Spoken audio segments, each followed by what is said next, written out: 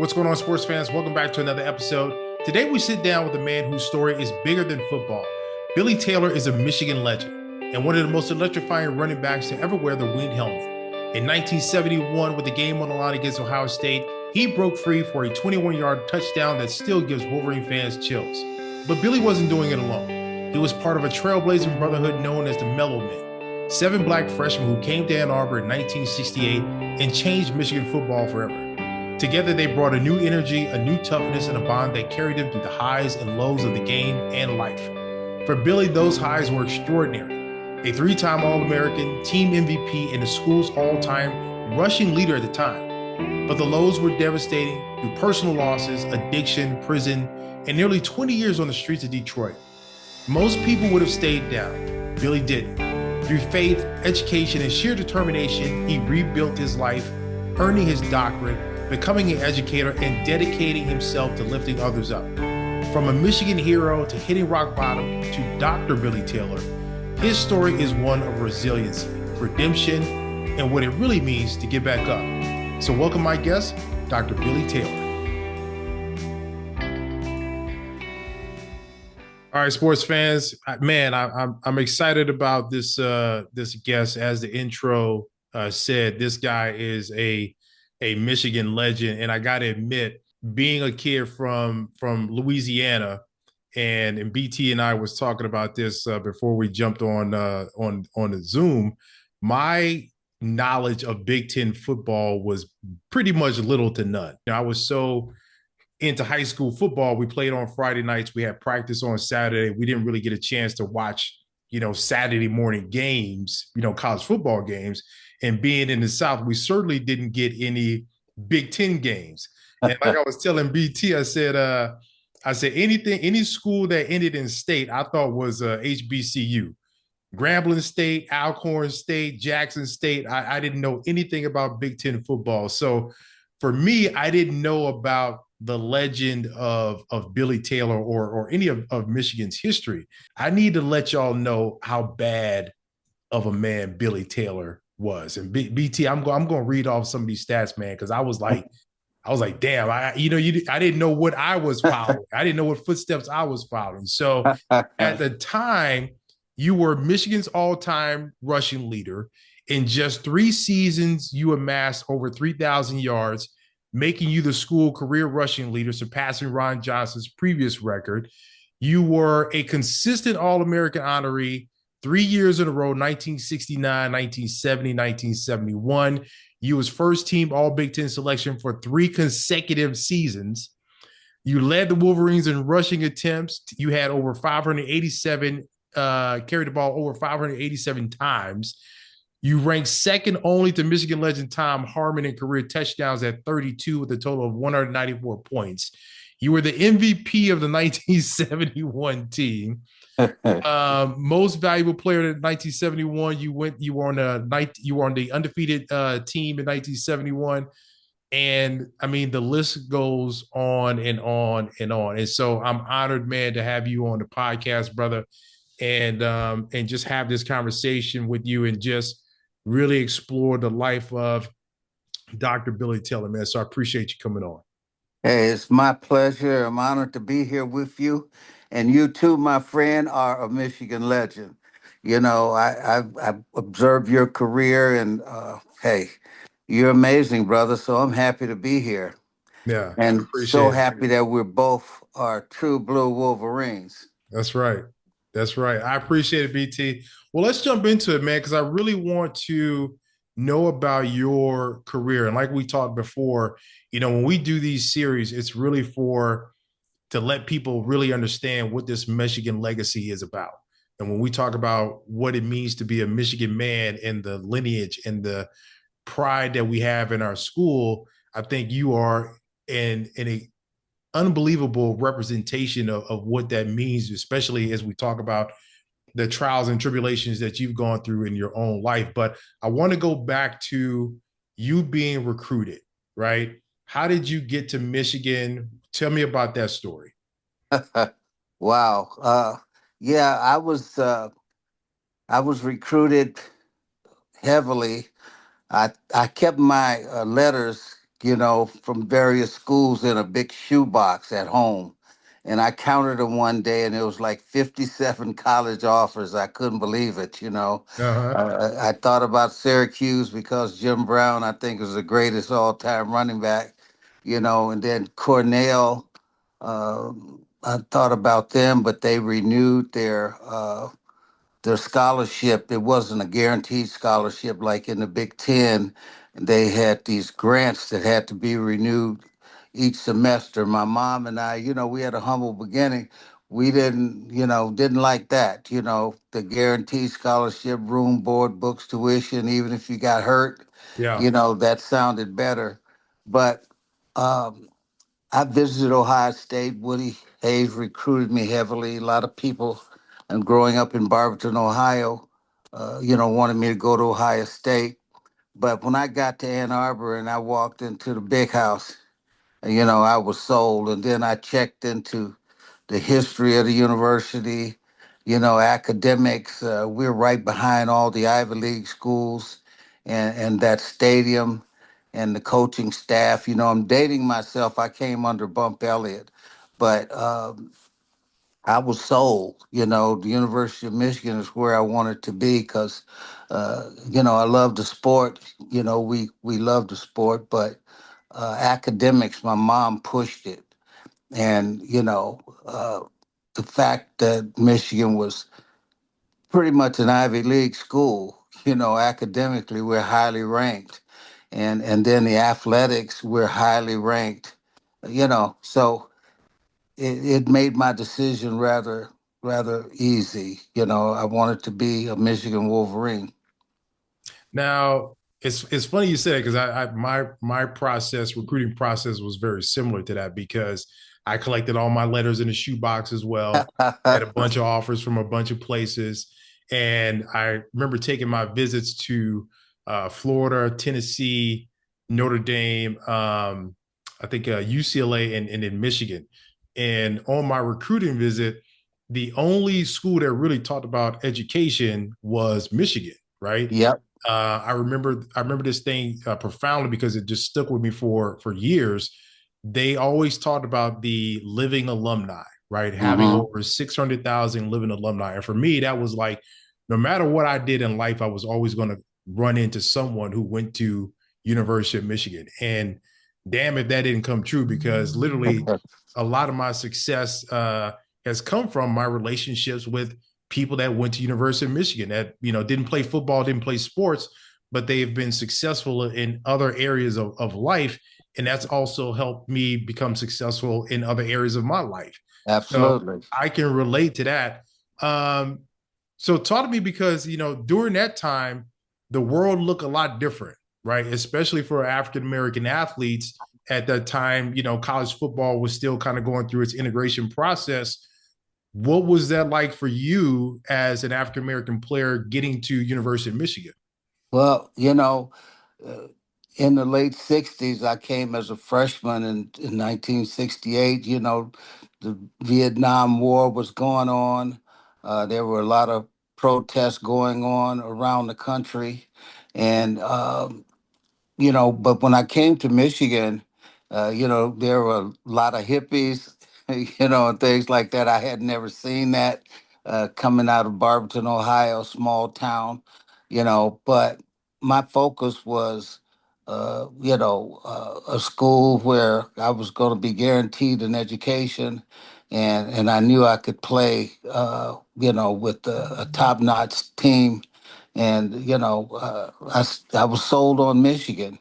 But when I came to Michigan, uh, I think there were 4 or 5 African American football players on the entire squad, you know, and that was something that I was like, wow. But I was blessed. I know we'll talk about the Mellow men later.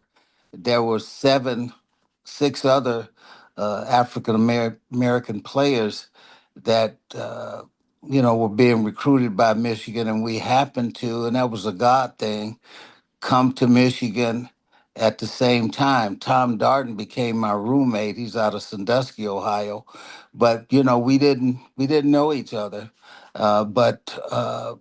people were telling us, some of the parents of the Mellow men were saying, "Hey, this is going to be a little bit of a shock for the University of Michigan. They've never seen this many African American players, on the team." And we kind of opened the door, and now probably half the squad is black, Hmm. and that's a good thing, but it was a different time. My senior year, Tom Darden and Glenn Dowdy and I, rather, we were selected by NCAA to go to Vietnam to visit our troops, Mm. and you know, all of this I contributed to just being at Michigan. What a great university, and what a stoic uh, background athletically. That we academically competed with schools uh, that were considered top institutions in the country, but athletically, we were academically Ivy League, and athletically we were, you know, some of the best in the country. Yeah. And talk to me about that freshman year, BT, where you go from high school, right, superstar, to now you're a freshman on campus. How was that transition for you? It was it was challenging, but once again, dating myself, Chris, in '68, freshmen couldn't play varsity ball. We Hmm. had freshman football, so the competition uh, was not what it is today, where everybody, is practicing together. We practiced separately, but a couple days a week we were like dummies for the varsity. You know, I think we called it the toilet bowl or something. So, and Bump Elliott preparing the Wolverines for a game. Uh, the first team freshman offense would come down and run against the first team varsity defense. Yeah. I felt like Astro Boy, man. They were jacking us up, but but we were competitive, and vice versa. The freshman first team defense, were basically dummies for the first team varsity offense. But it was all good. It just got us ready for the upcoming year, and what a year we had in 1969. A lot of people are around. Were you even born then? I was not born yet, BT. I didn't get here till 1975, man. I wasn't here yet. Well, in '69, Sports Illustrated and sports magazines, people in the sporting world said the Ohio State Buckeyes in 1969 was the greatest collegiate team ever assembled. They had 10 or 11 All Americans, and in '69 was Bo Schembechler's first year. So I played on his first team that he ever coached at Michigan, Mm. but it came down to Michigan, Ohio State at the end of the year. It's always been like that. And, our papers said Michigan has two chances of winning, slim and none. That was our local paper, like Ann Arbor News, Detroit Free Press. One said we should just forfeit the game and save ourselves the embarrassment Wow. and all of that. But Bo and the coaching staff and our my teammates, we thought very differently. We believed we could beat them, and some people say that's the greatest upset in greatest game in Michigan, history. I don't know if it is, but it was huge because Ohio State was number one in the country for like 2 straight years. They were undefeated, and they interviewed Woody Hayes, and he boasted about how they gonna beat us, and the guy interviewing him asked him, "Don't you want to wait until the game is over and talk about it. It's just no, he said we'll accept the accolades after the game or something like that. But anyway, 24-12 at halftime. The final score was 24-12. Mm. So Talk about that game, BT, because it's funny because there's always a parallel between that game in Michigan because it always seems like Michigan is on the downturn or not that very good that year, and Ohio State is always the number one or number two team. They're always in national championship, title conversation, and lo and behold, this team, from Michigan always plays the foil to their championship season, right? Talk to me about the mentality. Like, where were you guys at in that season? What was your record at the time? And then what was it like going into that game and getting ready for that game? you know, we got better with each game. Actually, in '69, uh, we had lost two games prior to playing the Buckeyes, and but we just believed that we were going to beat them. But we got better, as the season progressed, and it was just we had what Bo called the RMA. He had developed that in us, the right mental attitude, and we didn't listen to all of the hype about Ohio State. We believed that we could beat them, and we went out and did it. Uh, I think everybody on the team had a great game. Nobody had a bad game. We didn't make mistakes. We were careful with the football, and on defense, we were awesome. So. Uh, you know, that's what it takes, just to win a game, especially a game like that. We were just sky high pumped up. At that time, it was the largest crowd ever assembled to watch a collegiate game, and we beat the Buckeyes, and we were Big Ten co-champions that year, along with Ohio State. And it's I can't really put into words how big a game that was, Mm-hmm. and it let us know that if we truly believed and worked hard enough, we could achieve, all of our goals. Right. And that's Bo's first year, right? That was his And very first and year. talk to me about that because you're going from one legendary coach, right, Bump Elliott, to someone who wasn't legendary at the time. He was still kind of making his Unknown. bones as well and very unknown. And he's also a son of Ohio, right? Right. So you got this guy coming in and he's trying to, put this team together that's ultimately going to go do some great things. What was that like for you and your teammates to buy into what Coach Schembechler was selling? It was challenging, Chris, and it really took about 3 games before we could buy into his philosophy. I'm pretty sure he felt he had a lot to prove because he wasn't known nationally, brought in from Miami of Ohio, and people couldn't even pronounce his name. I mean, he was upset about that. They call me Bo Schembechler, Shimbuku, and all kinds of stuff. But none of us, we didn't like him at all when he first came because he just pushed us so hard.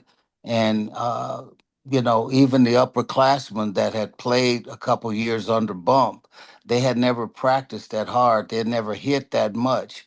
And we didn't. Of course, we coming in, as sophomores, and we had played freshman football. We practiced all season for 2 games. I think it was Bowling Green and Toledo. We had Mm-hmm. 2 freshman games, but the way Bo coached, I mean, he ran us until we literally were passing out on the field. We run the stadium steps, like all of them. Yeah. And he had us sprinting, and after practice, like. I forget what they call them, Japanese fire drills or something, spread down to the Yeah. 100 and back and then to the 90. And, Oh yeah. you know, yeah, so it was crazy. But I know our first game, uh, I was like, wow, I say, this, this is Big Ten football. You know, 2 or 3 games in, I was saying to myself and the rest of the Mellow men we were talking, it was like, this is not as difficult as our practice. I was getting hit harder in practice than I was in a game, but by the third game, we were just rolling over people, and that's when we started to buy into his philosophy, that this is what it took to be champions. We were losing so many guys. We came in after practice one day, and he had a big sign over the door at Old Yotes Fieldhouse saying, "Those who stay will be champions." Mm. And we started saying, or leave and become doctors and lawyers. So that's how it was in the beginning, and we just we found out that we were tougher than the teams we were playing. You know, so we were ready for the Buckeyes. Talk to me about going up to that game, BT, as far as the mental preparedness for we know you guys are physically prepared, but what about the mental preparedness for that game? What was Coach Schembechler like going into that game, and how did he have you guys prepare? Well, it was kind of mixed in with the physical preparation. Um, you know, he I don't know. He used a lot of psychology on us. I remember, how we were practicing and hitting, and he would tell me, uh, oftentimes, I'm trying to think of the name of the running back at Michigan State at that time. He called his name, said Michigan State has this guy. He says Ohio State has Brockington, that kind of thing. He said, here I'm stuck at Michigan with Taylor and Dowdy. And we be busting our butt, man, and having tough practices,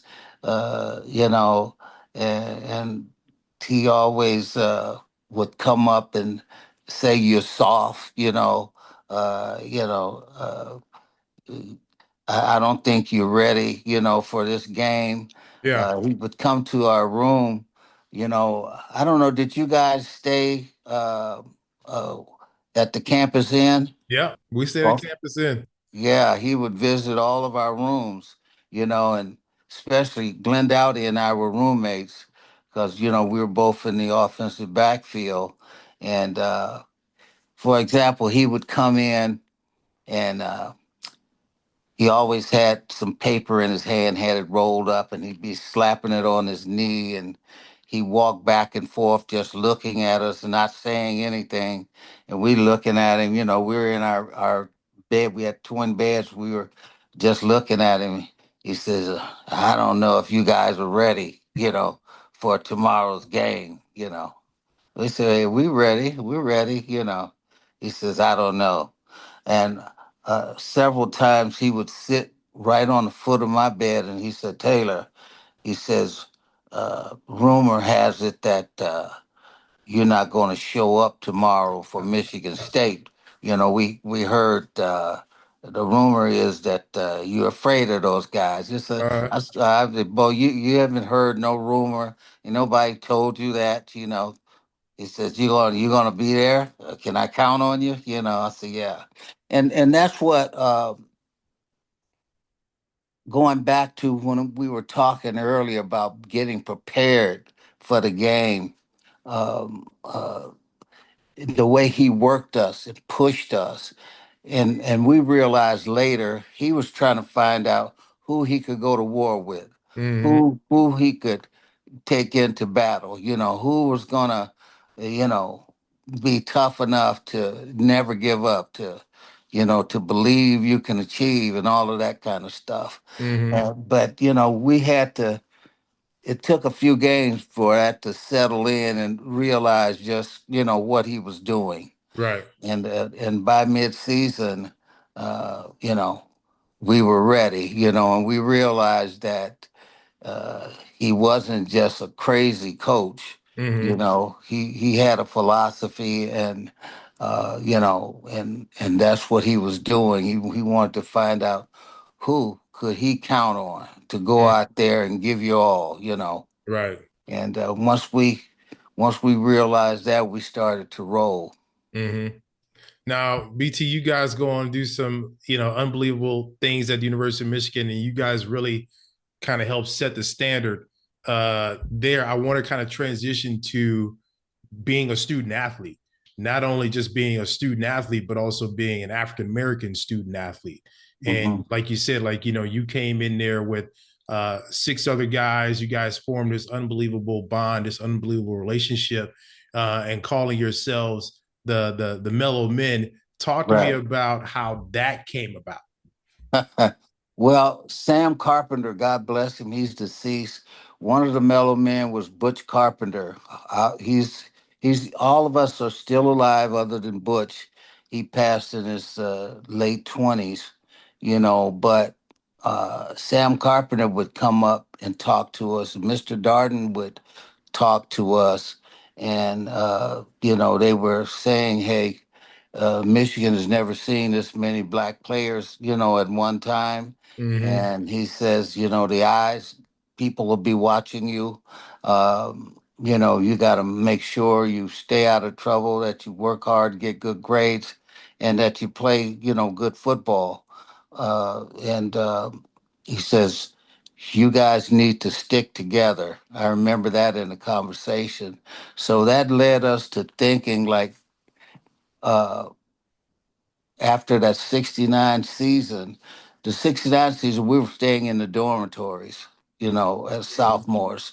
But after the season was over, we decided that we should stay together, live together. And during that time, um, it was a very popular saying in the 60s. What's up, Mellow? Hey, Mellow man. What's going on, Mellow?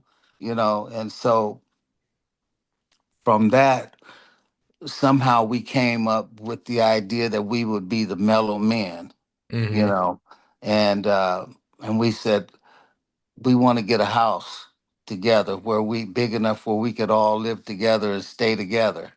And Mike Oldham and Alden Carpenter, Butch Carpenter, they were the most conservative and I think most studious. We were all good students, and we sent them to talk to Don Canham, who was then the athletic director, uh, to because we had searched for a house that was big enough, and we found the den of the Mellow Men with 6 bedrooms, but we needed our scholarship money. Mm-hmm. So we sent those to Don Canham's office to say that we picked this house, that we want to move out of the dorm. We want to live on campus in this house. And Mr. Canham said, "Does Bo know about this?" And they lied. They said, "Yeah, he knows about it." You know, he said, "So you guys want your scholarship money so you can rent this house?" And we said yes. And that's how we wound up at 1345 Getty's Road. Mm-hmm. And so we rented the house and we all moved in, and then at practice, uh, we would pass one another, and we believed in having meetings, group meetings, and I don't know who said what to who, but of the Mellow Men, somebody said, "Hey, we'll see you after practice. Everybody, be at the den by 7 or something like that." Bo overheard it, and he was like, "Dan, what's this Dan? What are you talking about? Meet where?" And we played it off. Well, we just talking about meeting somewhere on campus. But I think he already knew, Mm-hmm. and I don't think Don Canham would have gave us that money without Bo's approval, Right. but uh, that's how, things just kind of came together. But since the semester has started, we were all living off campus in this house. Bo, gave us this big time lecture. If you hear anything about crazy parties and alcohol, or your grades are not, good and all of that, you guys gonna be back in the dorm, and he Hmm. used a few curse words, like ASAP, so Right. we said nothing like that's gonna happen. And the rest is history. We 7 brothers, uh, living together, playing ball together, going to school together. We never had any fights among us. We Hmm. had some heated arguments, discussions at different times, but collectively, we resolved it. Hmm. And we all graduated on time. And we made contributions on the field. Yeah, that you guys absolutely did. And again, as we talk more and more about, why these series, why these interviews are important and why they exist is because, again, as a young African American player coming into, from the South and going to University of Michigan, never heard of this story, right? Hmm. It wasn't a it wasn't a selling point or a pitch to us, and I think about that, like how that could have been, just how that was a lost opportunity to really talk about the what you guys did and the contributions that you brought to the University of Michigan as this group of young African American men on this campus. And that's why stories like this and podcasts like this are important, because now we have almost a visual legacy to leave behind for other people to watch and listen and really understand the importance of this part of Michigan history, because it is part of Michigan history. BT, I want to talk about, again, you were all world at University of Michigan. I want to talk to you now about post career, right? What were your expectations leaving University of Michigan? Where did you think you were going to go, as far as, like, I'm going to play 10 years in the NFL, I'm going to make some money, I'm going to do all these things. What was your expectations leaving college? Well, tragedy hit, and I'll get into that in a minute. But my goals were, to play in the NFL, and use the money to build my mom a new house. I'm the youngest of 7, and mom was mother and father. My dad passed when I was 5, so yeah, I wanted to, start my own business, build a house for my mom, and get a doctorate degree one day because I always looked up to Dr. Martin Luther King. However, um, after our second Rose Bowl, January 4th, January 1st of 72, my senior year, 4 days later, my mom died suddenly of a heart attack. And that just threw me. My dad passed when I was 5. So I went into this deep depression and I started, to drink and get high. That's how I dealt with it. I tried to, find relief in the bottle, and that was the wrong decision. But my mother was my everything. I'd seen the struggles she went through raising us and making sure, we didn't have much financially. You could say we were poor. Never was hungry, but we weren't eating steaks and lobsters and things. But I was looking forward to this pro career, then I could just take care of my mom and make sure she never had to worry about anything. But 4 days after the Rose Bowl, she passed suddenly. And then I started, with my drinking and whatnot, and I realized that's not how my mother would want me to live. And I stopped. But then in June, my uncle, my mom's brother, who was like a father figure for me, shot and killed my aunt and killed himself. And once again, I'm getting more depressed, and I started back, drinking and drinking, and I stopped. I says I can't, do this. That's not how my mother wanted me to live. And then in September, the girl that I was dating, that I thought I was going to marry, was brutally stabbed to death. So I had all these three things like in 9 months: January, mother, June, uncle and aunt, a murder suicide, and then Valerie in September. And I was, a lost young man. I mean, football didn't mean anything to me anymore. I thought I would probably die soon.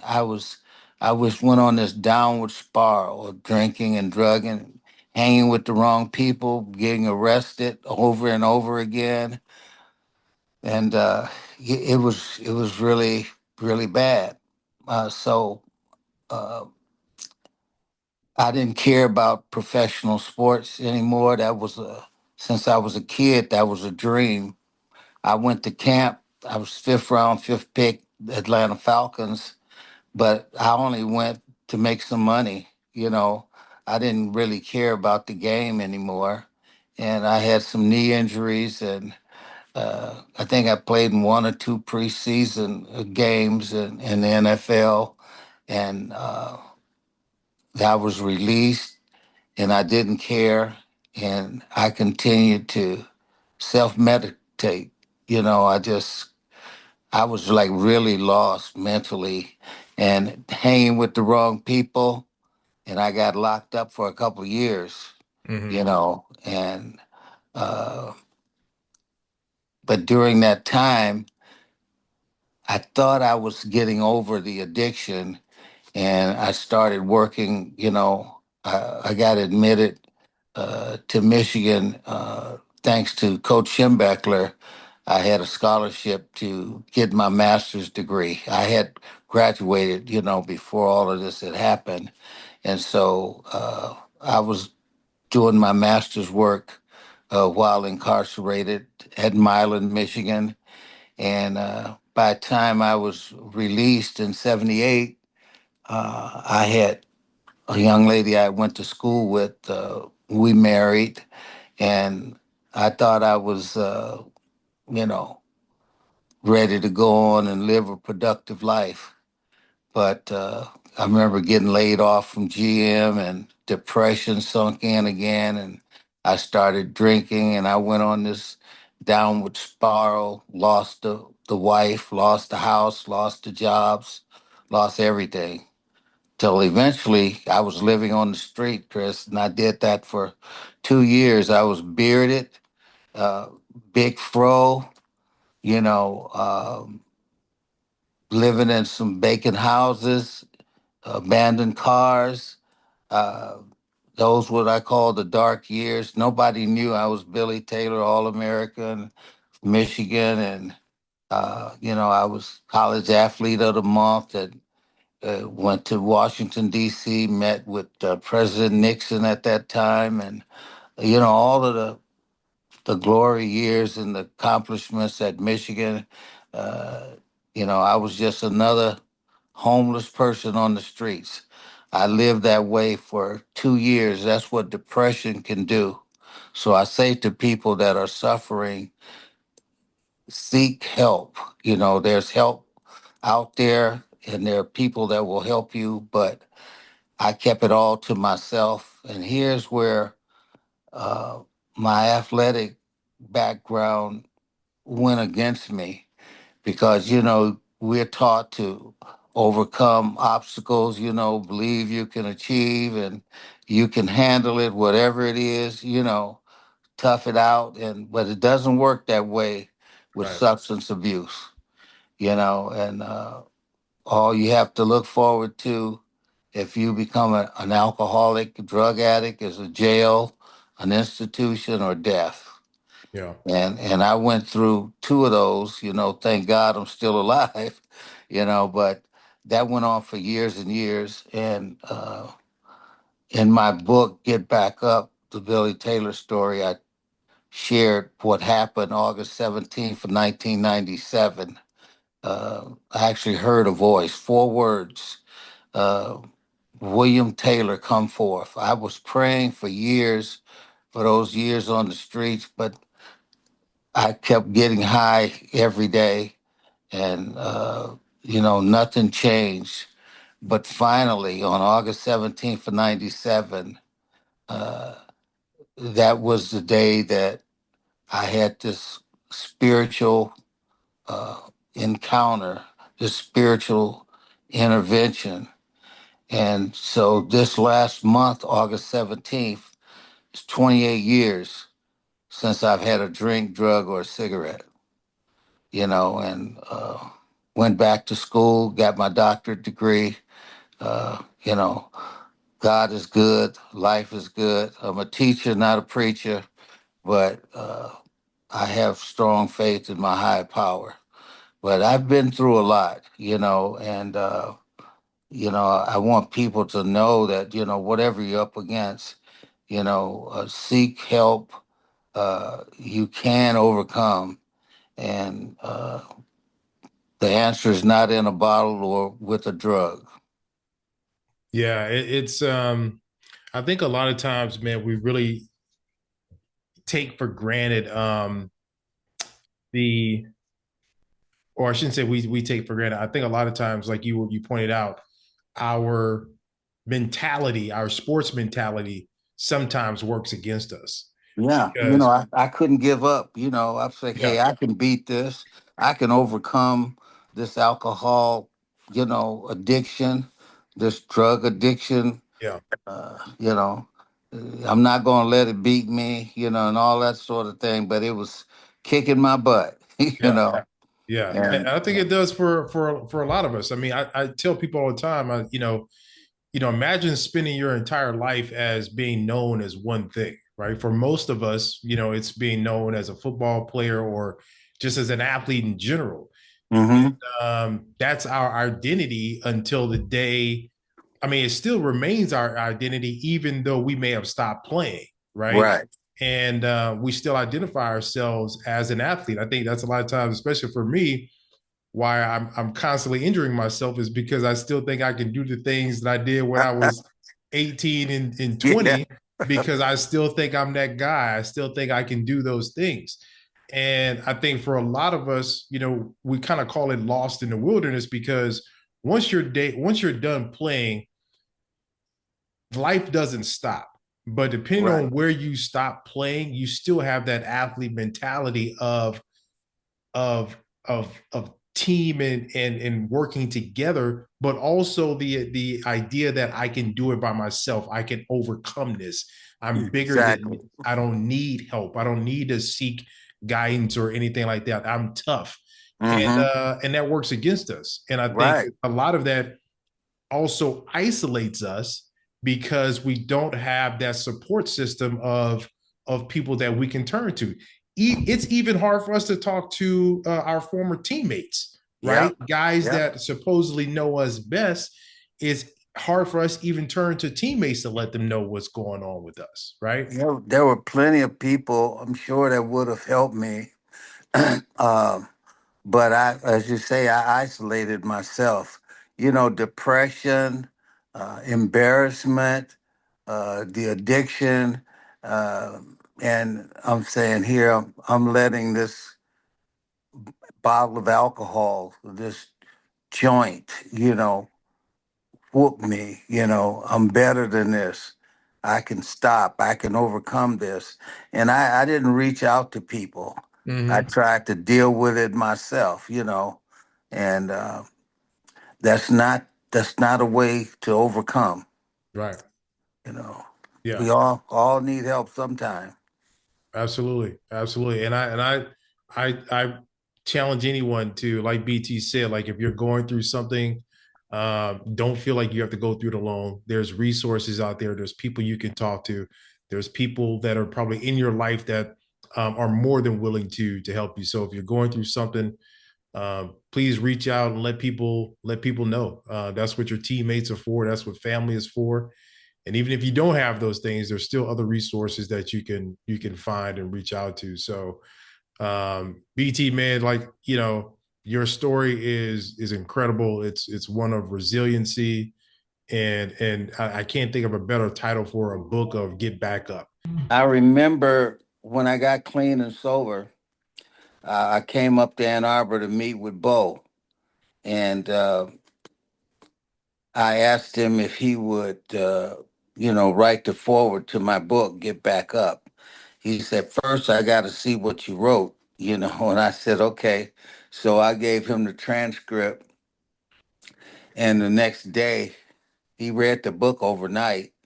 And the next day, he called me he said, come up to my office. So I came up, and he looked at me. He says, I read this. He says, why didn't you let me know you were going through this? He said, you made me cry. And I was like, I didn't know what to say, Bo. Talking about crying. Uh, I said, well, that was the addiction. I didn't ask for help, you know. Mm-hmm. But he wrote the forward to my autobiography, Get Back Up, the Billy Taylor story.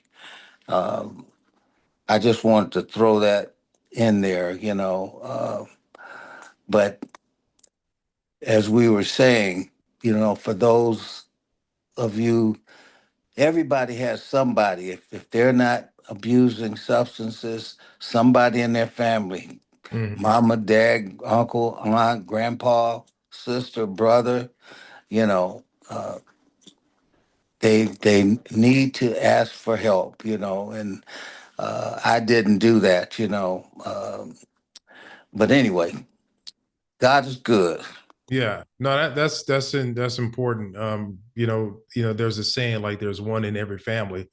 You know, just thinking about it, my own family, I had to deal with it with an older brother and an older sister. So it's Hmm. it happens to there's no poster child for it. There's no this it looks like this person or it looks like that person. It can hit anyone in any family, no matter your ethnicity, no matter your social economic background. It's a devastating thing to go through, to experience. But I was going to ask you, how much did Bo know of what you were going through? So I'm glad you answered that. Hmm. And I think that's huge because, again, football is such a big part of our life that we Right. keep it isolated from the rest of our life because of embarrassment, because of we don't want to look bad in front of our peers, Hmm. people who have, they view you in such a different light.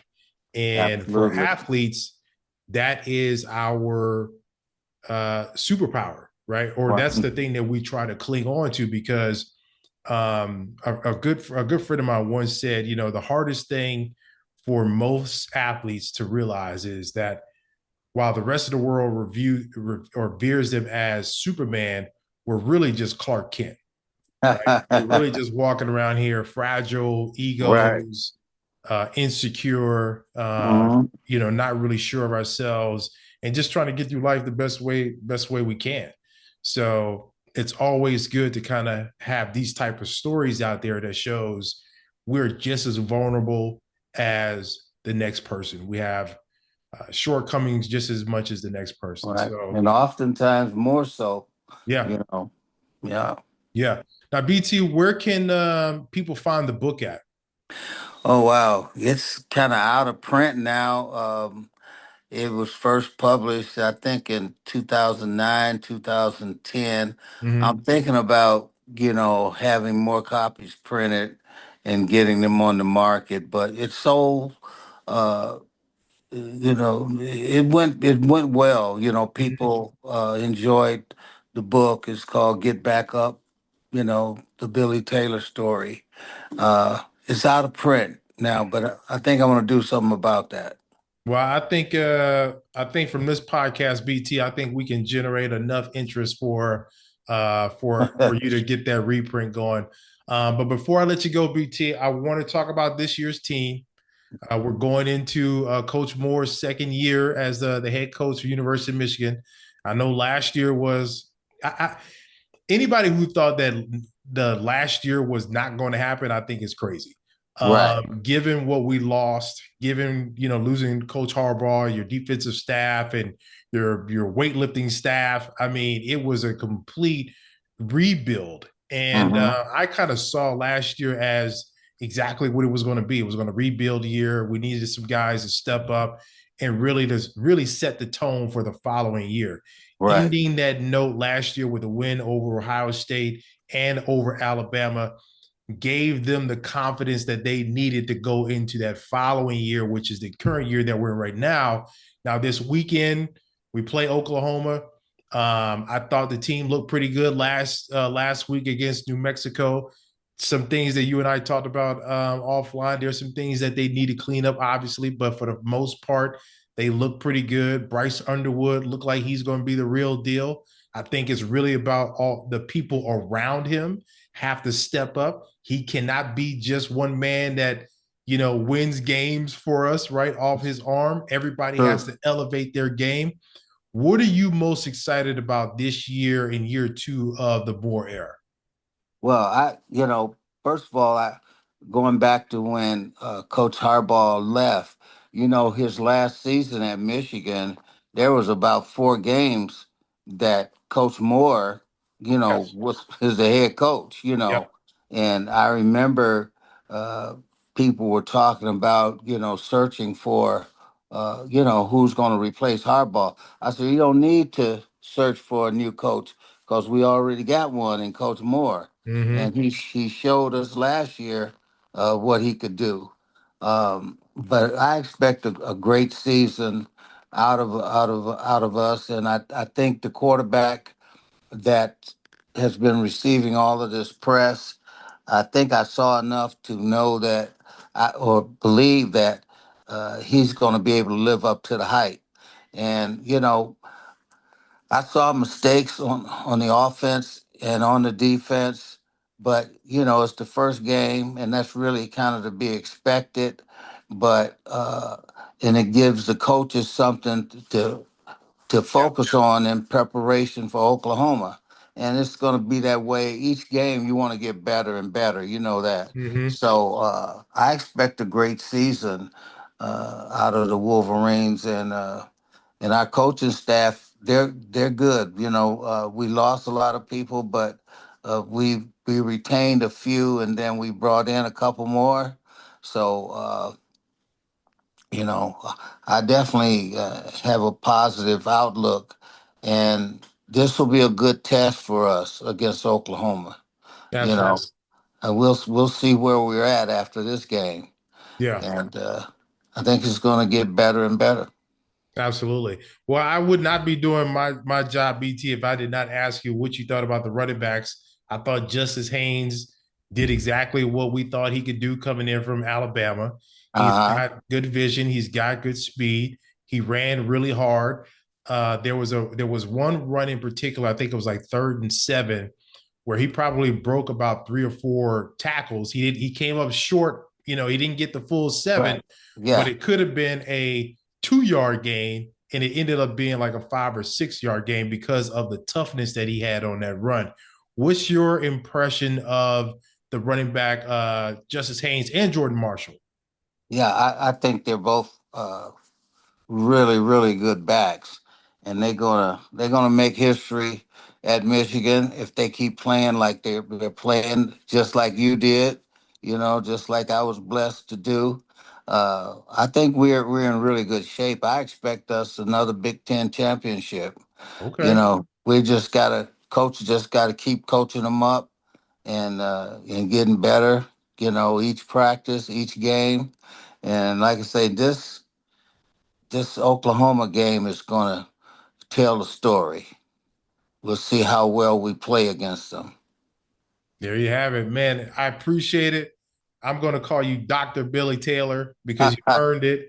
And again, man, I appreciate you coming on the podcast and having this conversation. This is about legacy, the legacy that you left behind. for us, the running backs, to continue to carry, because guys like you who set the standard for what it means to be a running back at the University of Michigan and a Michigan man at the University of Michigan. And there's no more person more deserving of that honor than you, sir. And I appreciate you coming on, brother. Thank you so much, Chris. And, call on me anytime. I'm happy to be with you. And All you right. too are a legend. Hey, well, I appreciate it. I know my mom. I know my mom thinks so. So hearing that Yeah. come from you and her, I feel good about it. Well, there it goes. All There it is. right, Take care, BT. man. I God appreciate it. bless. Thank you, man. Go Blue. Go Blue. If you like this kind of content, please like, share, follow, and subscribe. And as always, go Blue.